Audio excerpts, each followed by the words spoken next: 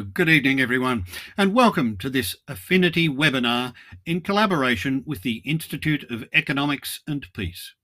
I'd like to begin by respectfully acknowledging the Gadigal people of the Eora Nation, the traditional custodians of this land, and pay my respects to their elders past, present, and yet to come. We also honour all other Aboriginal and Torres Strait Islander peoples who are joining us today. My name is John Cleary. I'm a former ABC broadcaster and a member of the Affinity Advisory Board. Affinity and the IEP, the Institute of Economics and Peace, are delighted to partner together to present the launch of this 2022 Global Peace Index. The promotion of peace and social cohesion are central to the purposes of Affinity. Most recently, Affinity has organised a one-day interfaith symposium discussing faith, social cohesion and community resilience in partnership with Macquarie University, which was funded by the New South Wales Government. Over the past couple of years, in response to COVID-19, Affinity has hosted 77 online webinars, partnering with 43 institutions and featuring 258 speakers, both nationally and internationally, reaching an audience of around 430,000 people. This evening, particularly interesting, marks the 16th edition of the Global Peace Index, produced by the Institute for Economics and Peace. The GPI has become the world's leading measure of global peacefulness. The 163 countries covered by the GPI include about 99.7% of the world's population. It measures the state of peace across three domains: the level of societal safety and security, the extent of ongoing domestic and international conflict, and the degree of militarisation. But now, without further ado, to take us into the details of this evening, I'd like to introduce today's facilitator, Dr. Helen Wolfenden. Helen is a lecturer in radio at Macquarie University, and she spent the first part of her professional life as a radio broadcaster with both the ABC and the BBC. Currently, Dr. Wolfenden teaches radio and podcast production and researches spoken word, audio, including radio, podcasting, and audiobooks. Welcome, Helen. John, thank you so much for that warm welcome. It is absolutely my pleasure to be here tonight facilitating another spectacular webinar with IEP and Affinity. Tonight, as John mentioned, we'll be talking about the 16th edition of the Global Peace Index, which ranks 163 independent states and territories according to their level of peacefulness. Produced by the Institute for Economics and Peace, the GPI is the world's leading measure of global peacefulness. This report represents the most comprehensive data-driven analysis to date on trends in peace, its economic value, and how to develop peaceful societies. As John mentioned, the GPI covers 163 countries, comprising 99.7% of the world's population. This year's results found that the average level of global peacefulness deteriorated by 0.3%.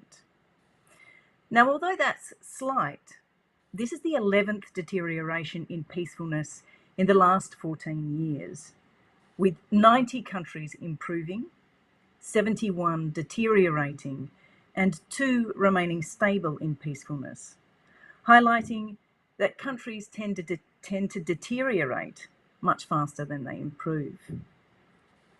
Tonight, our keynote speaker is Alex Vedevi.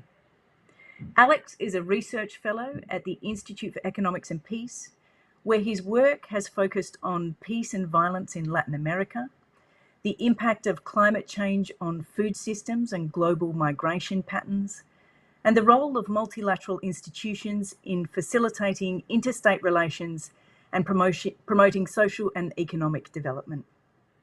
Now, before we begin our conversation, I'd like to let you know, wherever you're watching and listening, that you are very welcome to send questions.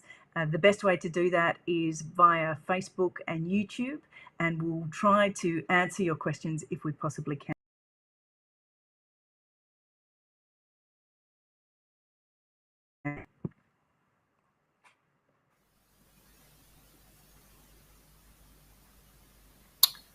Thank you, Ellen. It's very nice to be here with you all, sharing on behalf of the Institute for Economics and Peace, the 2022 Index on Global Peacefulness. I want to thank Affinity for once again putting this event together.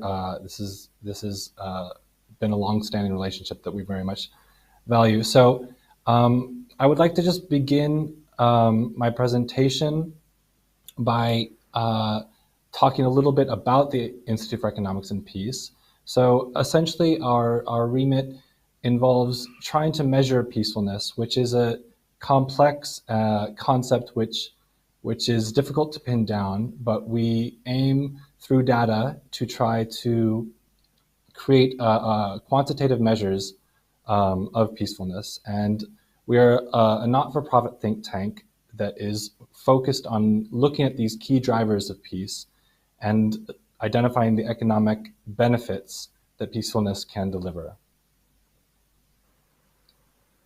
So our head office is here in Sydney, but we also have regional offices in North America, in Europe, and in Africa, in Zimbabwe.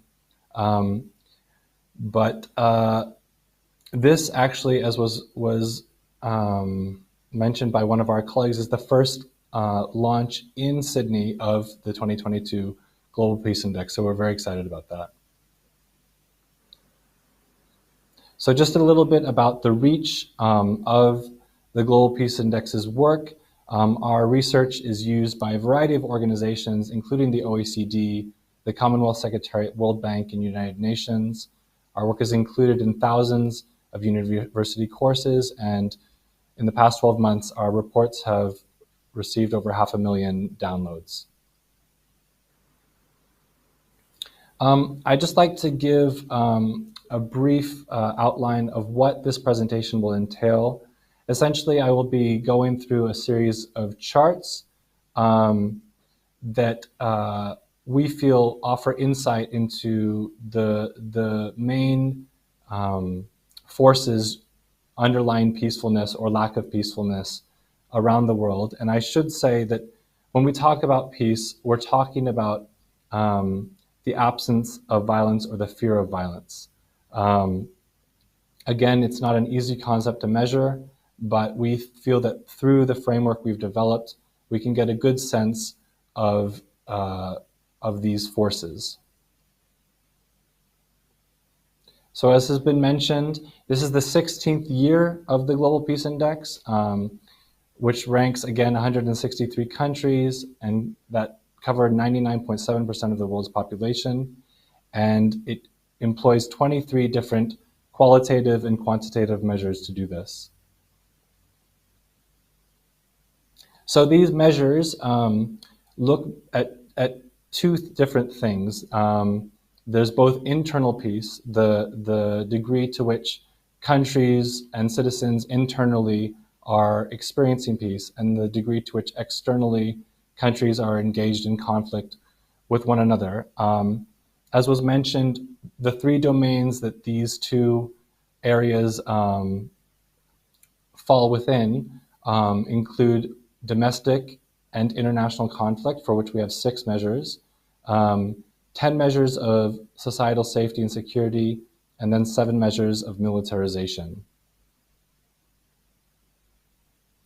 So to begin the presentation, obviously when we talk about peacefulness in 2022, the first thing that probably comes to mind is the question, or the situation rather, of the war in Ukraine, which has really upended a lot of the world order. And to do that, we're actually going to look at some findings of a companion report to the Global Peace Index, which was released in tandem with it.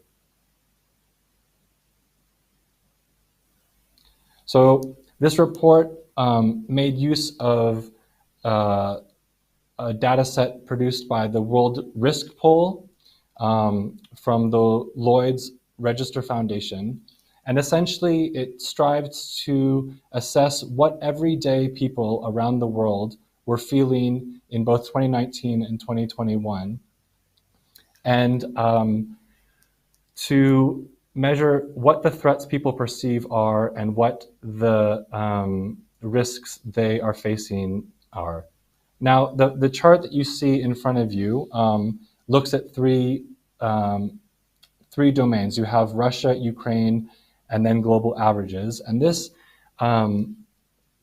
these charts show that over the past 5 years, what this graph shows is measures of people responding to the question of whether they feel safer in their lives than 5 years prior. And what you see is that the global average, people around the world in 2019 felt safer, 36% of people felt safer than they did 5 years prior. Whereas 2 years later, after COVID-19 hit in 2021, you have around 27% of people. Now, in contrast, in Ukraine, you have this uptick in feelings of safety. And this is one of the unique findings of this report, specifically that feelings of safety in Ukraine were on the rise. And this also coincides with feelings of optimism about the future and feelings that that their country was headed in the right direction, as we can also see in the subsequent slide. Now, this chart shows the level of people regarding their current life circumstances as the best possible. Now, as you can see, optimism about present life circumstances rose from 21% to 4.9% in Ukraine, while they fell from 7.6% to 5.5% globally. Similarly, prospects about the future, belief that the future outlooks were doing well,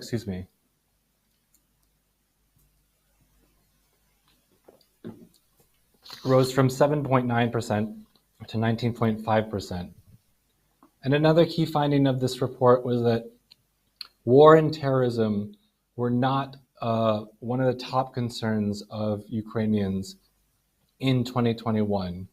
Only about 1 in 15 Ukrainians rated war and terrorism as their top concern in 2021.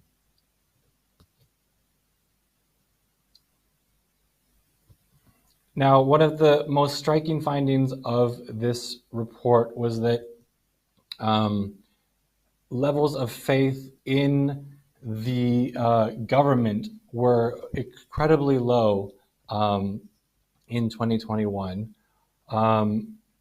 while the global average of people believing that their government was well equipped to deal with a disaster was around 50%.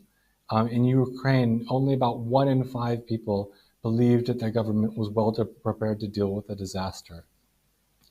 This placed Ukraine in the bottom 11 countries ranked globally. So this is a striking finding because, of course, the country outperformed many expectations with regard to the performance of the country in dealing with the disaster that was the invasion in 2022. Another finding that we found was with regard to Russian feelings of concern. You see that economic-related issues economic-related worries grew substantially in Russia between 2019 and 2021. The proportion of Russians regarding the economy as their top concern grew from 2.8 to 7.9%, a nearly threefold increase. And one of the reasons that this is so important is that while the government has remained quite popular over the long term in Russia, we found that poor economic performance was one of the key drivers of declining levels of trust in the government. Whereas military action was a key force in bolstering confidence in the government. Now, there are many effects that the invasion of Ukraine are expected to have on the global economy and on the world system. Foremost among these is on global food prices and issues related to hunger and starvation. As has been signaled around the world, Russia and Ukraine are among the world's top producers of wheat. Russia is the top producer of wheat exports in the world, and Ukraine is the fourth largest producer of wheat exports. So the disruptions caused by the invasion are sure to continue to aggravate and already have aggravated global food prices, as shown in the graph. Now, the issue of global food prices has many flow-on effects, including on levels of undernourishment. So one of the real gains over the past decade was a major decline around the world in levels of undernourishment. As can be seen in the chart, between around 2006 and 2016, the level of undernourishment of the world's people fell from over 800 million to nearly down to 600 million.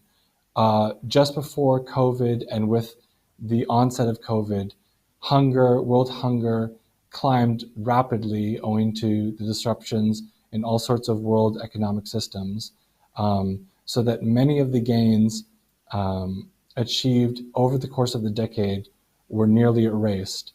And the worry is that with the Russian invasion, these sorts of increases in undernourishment and in food insecurity more generally will continue to grow. Now, moving directly to the question of the Global Peace Index, I'd just like to briefly go through some of the key findings. The map you're looking at, it showed a snapshot of the world's conditions. The countries in green represent the most peaceful in the world, and the countries in red and orange, the least peaceful. Now, as was mentioned, Helen, the global score, the average global country score, deteriorated by. However, most countries in the world did improve in peacefulness, and a minority deteriorated. What this indicates is that the deteriorations in the minority of countries are driving declines in peacefulness, despite the fact that most countries are improving. The key drivers of these deteriorations are refugees and internally displaced people, deteriorations in political terror, and deteriorations in the relationships between countries. On the other side, improvements were driven by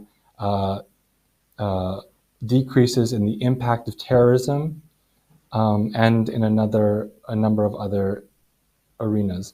For the 14th year in a row, Iceland remains the most peaceful country in the world, and Afghanistan, for the 5th year in a row, remains the least peaceful. Since the inception of the Global Peace Index, peacefulness is down 3.2%. Despite the relatively marginal decline in the past year, the long-term trend is quite dire. Ukraine, unsurprisingly, had the largest deterioration. Russia had the 4th largest deterioration. Militarization, surprisingly, was the domain to register the largest improvement, not only in the past year, but in the past 14 years, during which time 113 countries improved. Underlying measures of resilience have deteriorated, including corruption, group grievances, factionalized elites, and quality of information. And as we'll see later in the presentation, violent demonstrations deteriorated dramatically in the past year and over the past 14 years, with 126 countries deteriorating and only 22 improving. The global cost of lack of peacefulness around the world in 22 was $16.5 trillion, which represents 10.9% of GDP. And this, of course, means that war is devastating on the global economy, and it is, of course, hard to win. So as I mentioned, the top country in terms of peacefulness for the 14th year in a row is Iceland. This is followed by New Zealand, Ireland, Denmark, Austria, Portugal, Slovenia, Czech Republic, Singapore, and Japan. On the flip side, Afghanistan was once again the least peaceful country in the world, followed by Yemen, Syria, Russia, South Sudan, and a number of other countries. I won't list them all. The 5 countries that recorded the largest improvements in peace were Libya, Algeria, Egypt, Saudi Arabia, and the Philippines. Almost all of these are in the Middle East and North Africa region, which, despite these improvements, remains the least peaceful region in the world. And the largest deteriorations were in, of course, Ukraine and Russia, as well as Haiti, Guinea, and Burkina Faso.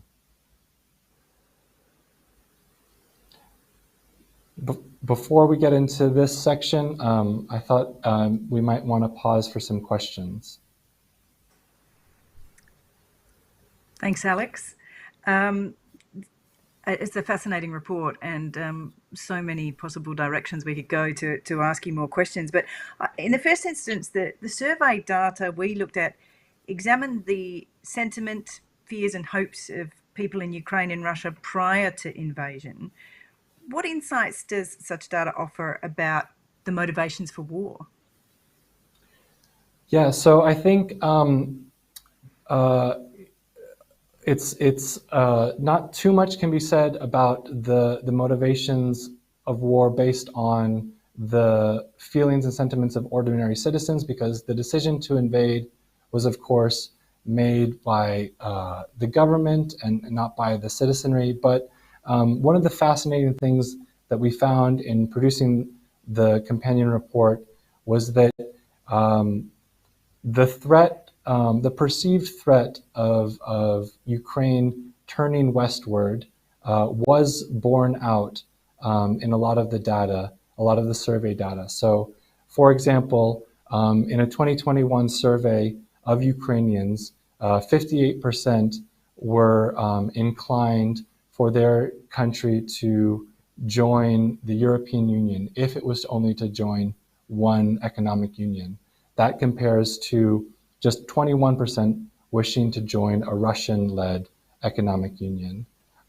Similarly, a clear majority of Ukrainians were in favor of the country joining NATO, which has been repeatedly mentioned as a major worry for the Russian government.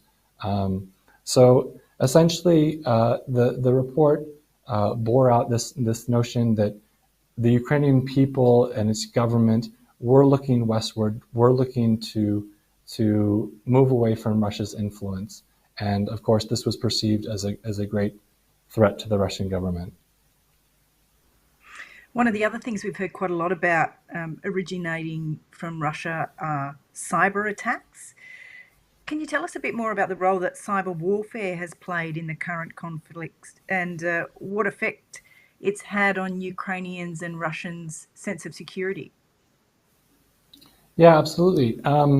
So Ukraine, over the past several years, has been the subject of a lot of cyber attacks. I believe in 2020 and 2021, the government and people of Ukraine were the object of nearly 700,000 different attacks. And these attacks accelerated in the immediate lead up to the invasion. I guess it was to be anticipated that the attacks from Russia would continue as conventional warfare was ratcheted up following the invasion. But what's actually happened is quite surprising. The hacker group, for example, Anonymous, declared cyber war on Russia. And following the invasion, it has actually been Russia which has been the object of the largest number of cyber attacks globally in the last several months. So, for example, Russian citizens are now, they represent nearly 20% of all people who have their email addresses attacked by hackers and things of that nature. That's fascinating detail, Alex. Thank you. Yeah. Extending that out a little further then, what's been the role of media and communication technologies in the war? Well, a lot, I think, has been said about the efforts that President Volodymyr Zelensky has undertaken to garner international public support in the West, all of the outreach he has done, especially in the United States, but all over Europe. But one thing that is maybe a little bit less talked about in Western media is some of the work the Russian government has done in terms of messaging, particularly its social media messaging in places like Africa, South Asia, and Southeast Asia has really resonated. And that sort of messaging has built on accusations of Western hypocrisy and calls for anti-Western solidarity. And these sorts of messages on social media, especially Twitter, driven by both organic and inorganic Twitter activity, has really swayed a lot of countries and regions in the world to empathize with the Russian side in the conflict. Another element is that in the actual conduct of the war, social media, all sorts of different communications technologies have been used by everyday Ukrainians to gather information, share information, and this has influenced the way the conflict has unfolded. As you say, such a different perspective to what it is that we hear in the Western media. You talked about increased food prices and food insecurity. What effects might the war have on peacefulness in Europe and around the world? Well, I think one of the things that we'll see in the later points of the presentation is that despite the fact that militarization overall has been on decline around the world, and specifically military expenditure has been on the decline,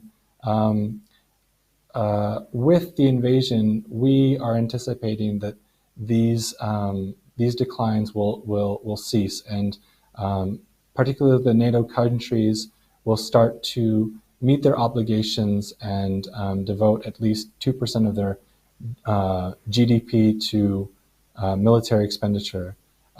If that were to happen, among NATO countries, military expenditure would increase by about 7%. So it'll be a major increase in militarization, particularly in Europe. I think one of the things you said, another thing you said that might take people by surprise is that the majority of the most improved countries are in the Middle East and North America. What's driven those improvements in that region? So there's been a number of factors that have driven those improvements.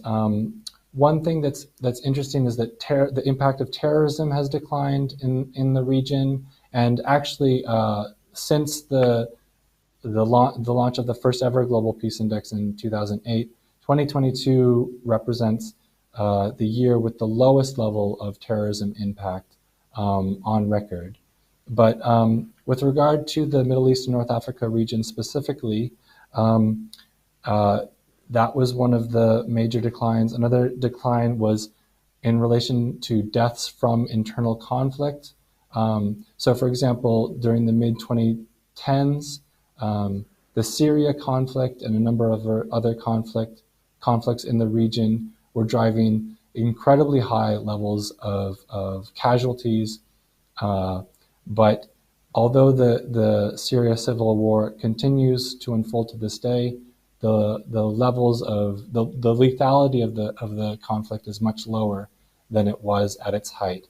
And then I think the last major issue driving improvements in peacefulness in the Middle East and North Africa is in relation to militarization. So military expenditure has declined quite notably. Thanks, Alex.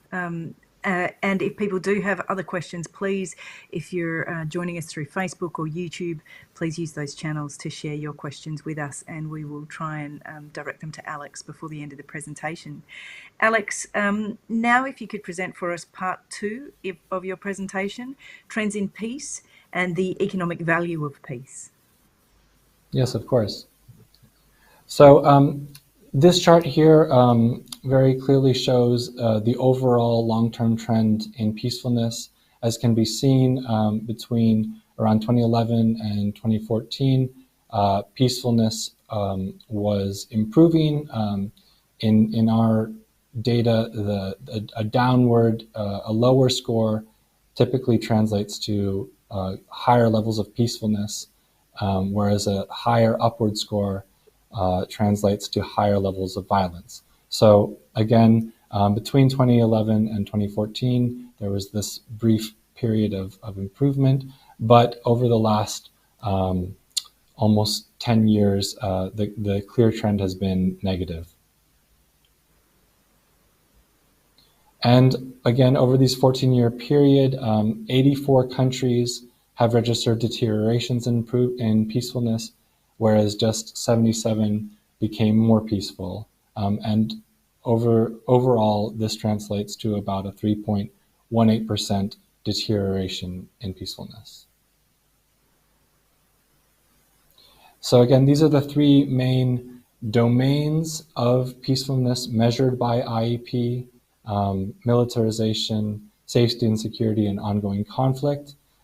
As can be seen, the downward trend of militarization shows an improvement over the past 14 years, but really driving this deterioration in global peacefulness is this question of ongoing conflicts. Another key finding of the 2022 Global Peace Index and the Global Peace Indices over the last several years is that the gap between the world's peaceful and the world's less peaceful countries grows wider each year. So the line in red shows the scores, the indexed scores for the world's least peaceful countries, and the line in blue shows the index scores for the world's most peaceful countries. And as I mentioned, the gap just gets wider and wider each year. We will look at the fact that over the course of this 14-year time period, violent demonstrations have been the one indicator to register the largest deterioration, a nearly 50% deterioration since 2008. Following just after that are internal and external conflicts fought.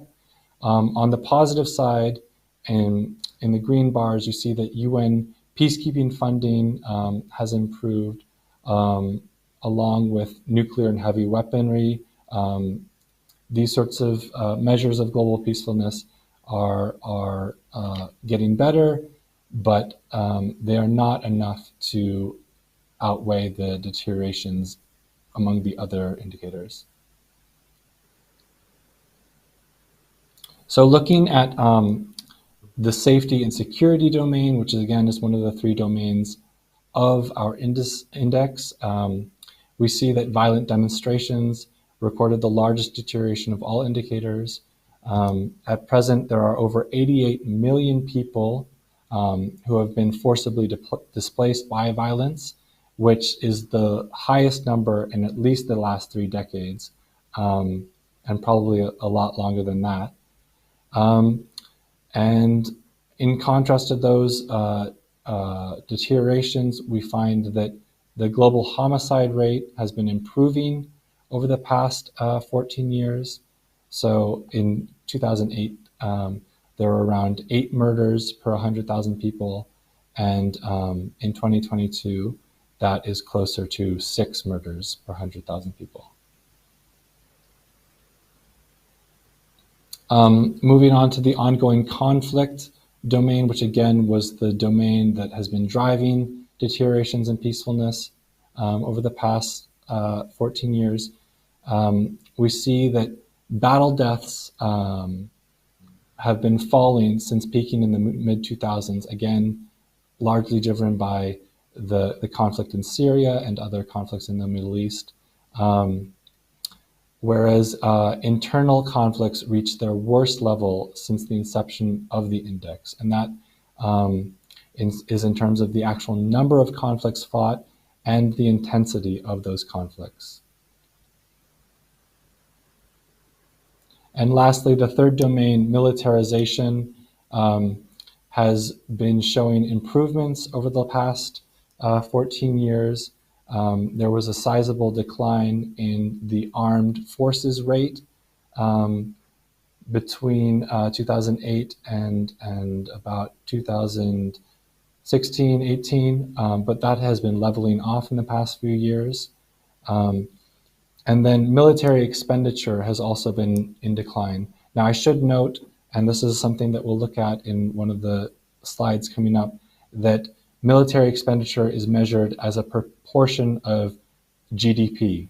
So while the raw value of dollars spent on military may increase, as a proportion of GDP, it has been declining. Weapons imports have also improved moderately since about 2012. So again, looking at this question of violent demonstrations, we find that this is the largest deterioration of all indicators since 2008. And it has been getting worse in both the intensity and the lethality of those demonstrations over the course of the decade. And all regions of the world, except for the Middle East and North Africa, experienced deteriorations in this indicator since 2008. The most serious deterioration was in South Asia, and the smallest deterioration was in Asia and Pacific, the Asia and Pacific region. But again, this is a near universal phenomenon. And this chart just gives a general sense of 3 regions' deteriorations over the past 14 years. As I just mentioned, South Asia was the top, had the largest deterioration of all regions, but South America, Sub-Saharan Africa were also among those to decline. Now, one of the very interesting things about violent demonstrations is that they manifest differently across different types of government systems. So, for example, we find that in hybrid regimes that combine elements of an authoritarian government with democracy, violent demonstrations are the most violent or the most frequent, whereas in full democracies, they are the least frequent. That said, among all forms of governments, in the last several years, it has been full democracies which have registered the largest deteriorations in the violent demonstrations indicator of all types of government. Now, the last element of my presentation, I'd just like to discuss a little bit about the economic value of peace, or another way of looking at that is the cost of violence. So as I mentioned at the top, the total impact of violence in the past year, 2021, 2022, was $16.5 trillion, which equates to almost 11% of GDP, or over $2,000 per person. And if the world were to decrease its levels of violence by just 10%, that would be a savings of $1.65 trillion, which of course could be directed to other economic activities. Now, this just provides a breakdown of how the impact of violence eats up the finances of the global community. The largest piece of the pie, of course, as the chart shows, is military expenditure, followed by internal security, and then there are a variety of other factors that cost the average citizen a great deal of money to keep the world nominally safe. And as I mentioned before, you can see in the left chart that while the actual amount of money, raw amount of money in constant 2020 dollars has increased significantly over the past several decades, from less than $1 trillion to close to $2 trillion today. As a percentage of GDP, that has there has been a major decline. So that is a result of inflation, as a result of the expansion of world GDP, but there has been this leveling out in the past 15 or so years in the amount of money spent as a percentage of GDP on military. And as I mentioned previously, the vast majority of NATO countries do not spend the full amount that they are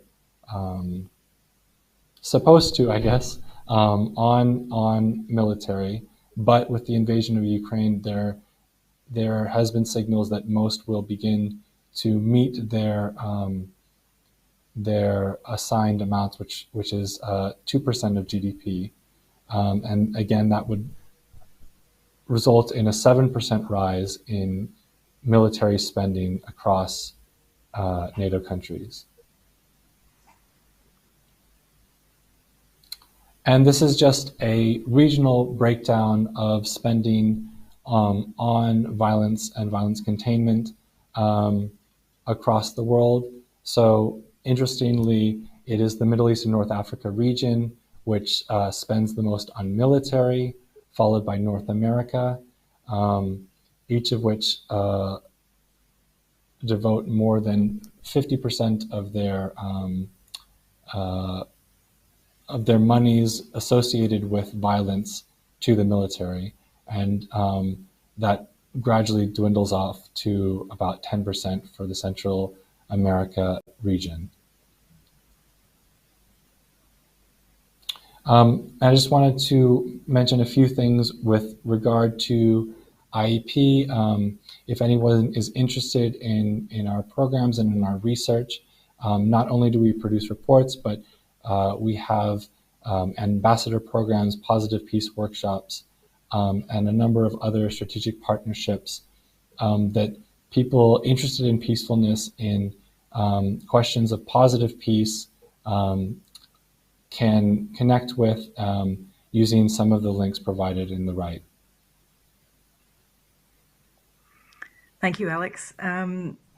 every graph that you put up, I have about 100 questions for. So, but we've got a question from one of our audience members. So I'm going to direct that one to you first. And that person says, "Hello, Alex. Can you tell us why the index was reset to 1 in 2008, please?"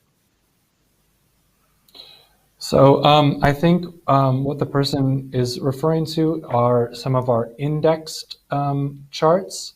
So essentially, an index chart is intended to give a notion of relative change over time. So by indexing a given statistic or a given piece of data to a certain year, it allows for comparisons across time. So it is not necessarily the case that in 2008 there was a score of 1 in a given area, but rather that we are measuring any given indicator against the 2008 score. And so if the score was 1 in 2008 and it's 1.5 in 2020, that would indicate a 50% increase in the score. And if it was 1 in 2008 and 0.5, it would be in 2022, it would be a 50% decrease. So it becomes a benchmark of sorts. Exactly, yeah. Excellent, thank you. Taking you back to sort of the beginning of that second part of the presentation, and you showed a steady decline in peacefulness since the mid-2010s. Can you take us a little bit more into the detail there and what's driven that decline? So yeah, I think the main driver of this decline in the past 5 to 7 years has been in this ongoing conflict domain, specifically in internal and external conflicts fought, and the sheer number of these conflicts that are being fought around the world multiplying dramatically over the past several years. Also, there are ongoing conflicts that maybe capture more of the world's attention, for example, in Afghanistan or in Yemen or in Syria. And these result in very large numbers of casualties. But there are also quite a number of internal, civil wars and other external conflicts that have been driving up this score over the past several years. A lot of people in this part of the world were probably looking at Australia and trying to see what's happening. When I was reading through the report, looking at where we're coming in the various ranks on the different scales. Can you tell us a bit more about what's happening for Australia? Yeah, sure. So Australia remains one of the one of the most peaceful countries in the world. I believe its 2022 rank is 27th. Despite this, its long-term trend over the past 14 years has been negative. There have been fairly consistent deteriorations in that time frame. So in 2008, Australia ranked in the top 10 most peaceful countries in the world, and it has declined over the past 14 years. But it again remains one of the overall most peaceful. Driving this decline have been deteriorations within the safety and security domain of Australia. So, for example, while homicides and violent crime have been on the decline, or rather have been improving in Australia, there are a number of other forces and factors. For example, violent demonstrations, as with most countries in the world, have been getting worse. The terrorism impact has risen slightly, and also certain measures of militarization have gotten worse in Australia, so that at present Australia has the worst possible score, a score of 5, with regard to weapons imports. So those are just a handful of the factors that have driven this relative decline in Australia's score. Though again, it is far from one of the least peaceful countries in the world. Quite a big change from 2008, though, as you Yeah. say. You mentioned then and in the presentation the rise in violent demonstrations, and that's really quite striking. What's driven that rise, and is it connected in any way to COVID-19?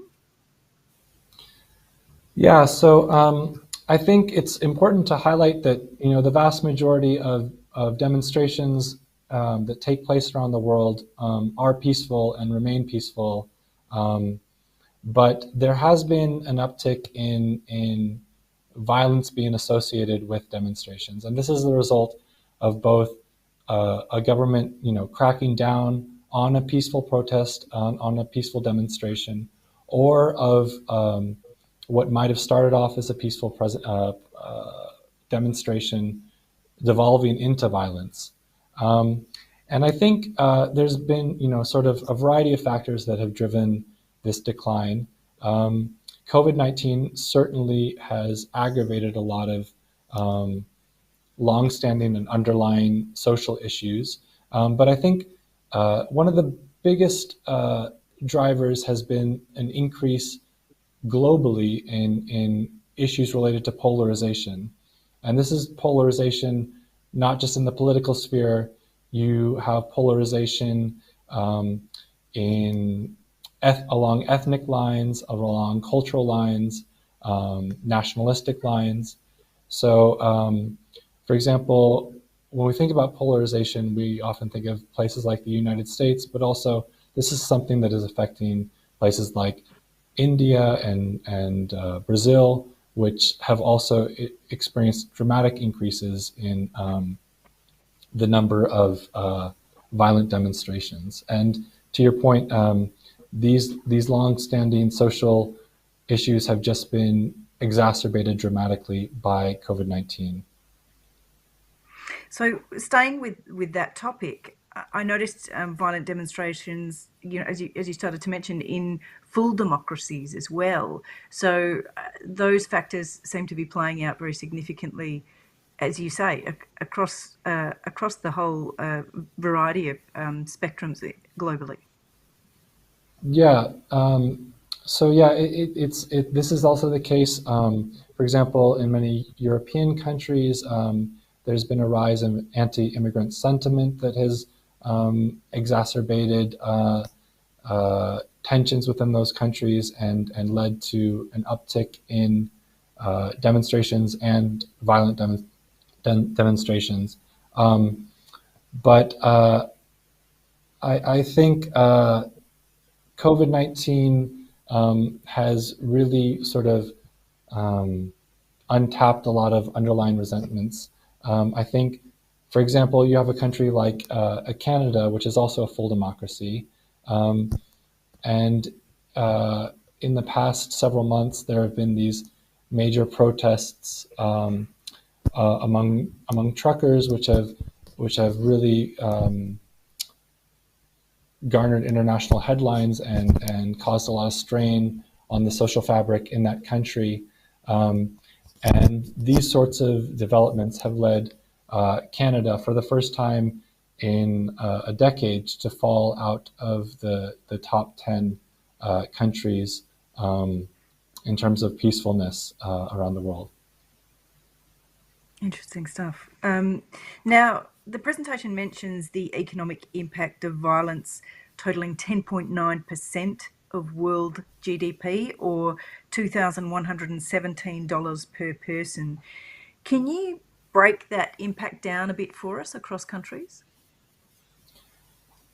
Yeah, sure. So I think it's important to note that more than $2,000 per person cost in many countries is more than GDP per capita. So it's more than many millions, hundreds of millions of people earn in a year is being spent per year per person on violence containment.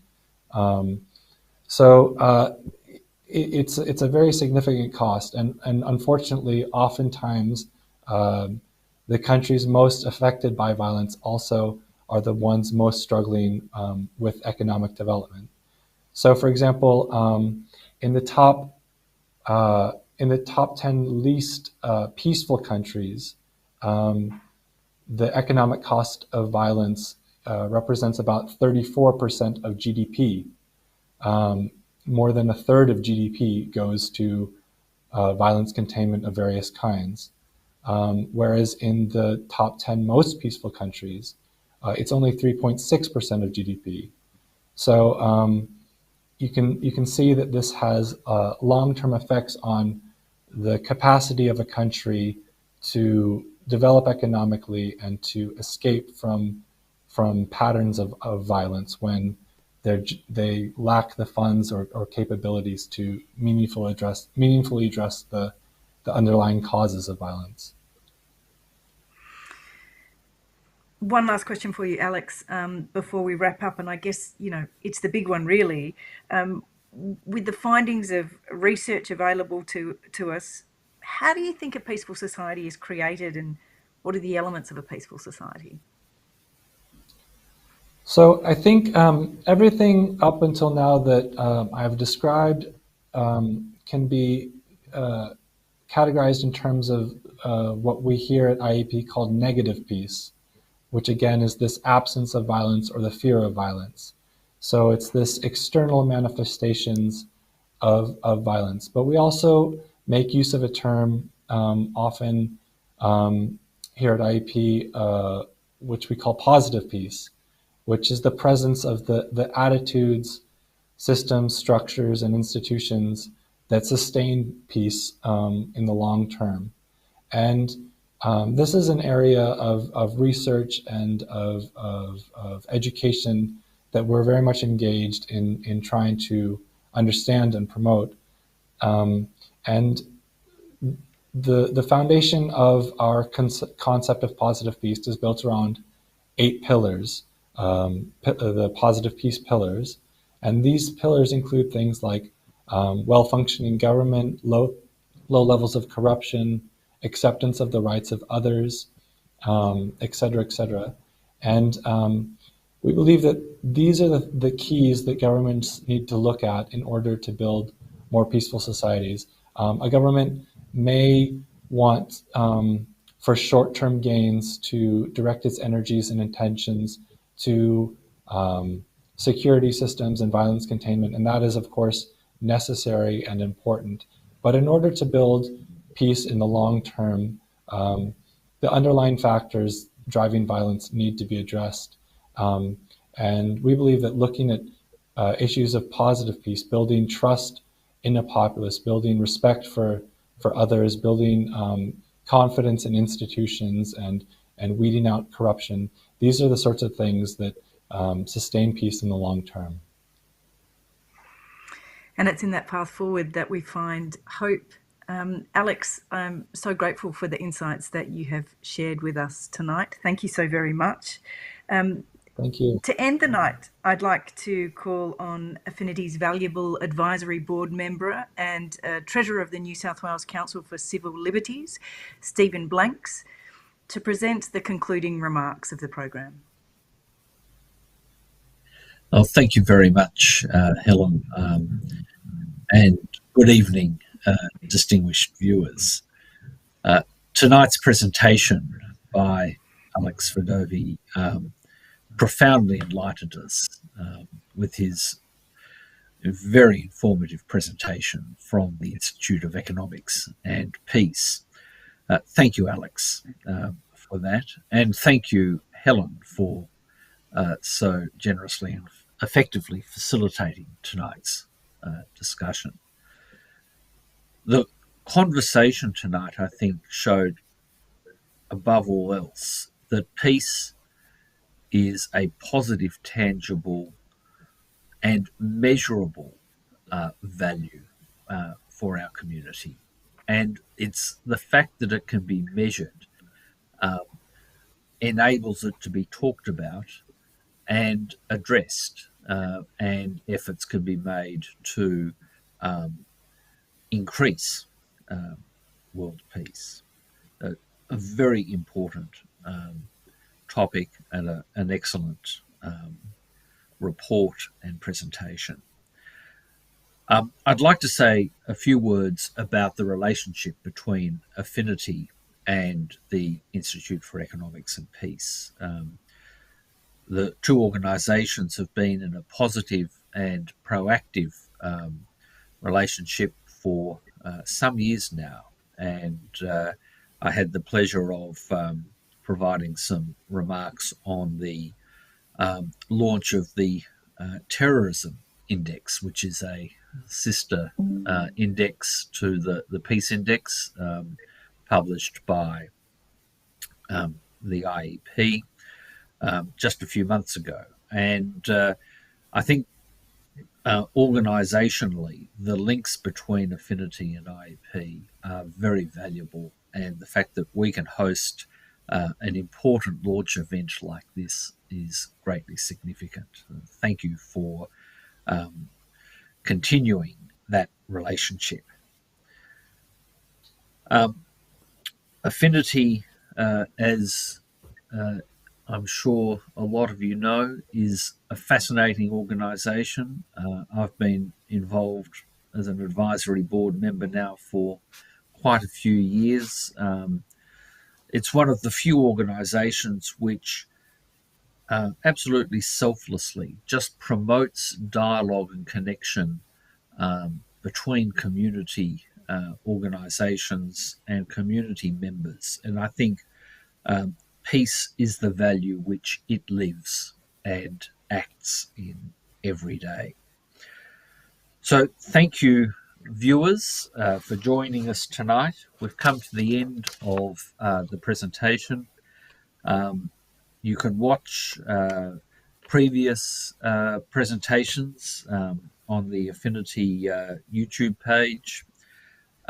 It's been Affinity's pleasure to host you on the virtual platform tonight. I'd like to thank you all for your time and support, and look forward to seeing you in future presentations. Thank you. Good evening.